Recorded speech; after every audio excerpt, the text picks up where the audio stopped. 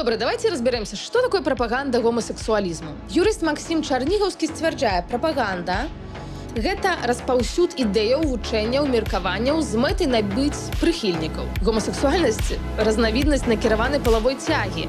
Ад ідэяў, вучэнняў, меркаванняў яна ніяк не залежыць, паколькі з'яўляецца не валявым імпульсам, а асаблівасцю псіхікі, якая праяўляецца без волі індывіда. Нават калі гетэрасексуальны чалавек вельмі захоча зрабіцца гомасексуальным, у яго не атрымаецца. З пункту гледжання фармальнай логікі і здаровага сэнсу словазлучэнне прапаганда гомасексуалізму некая бессэнсоўная камбінацыя словаў. З тым жа поспехам можна прапагандаваць узыход сонца.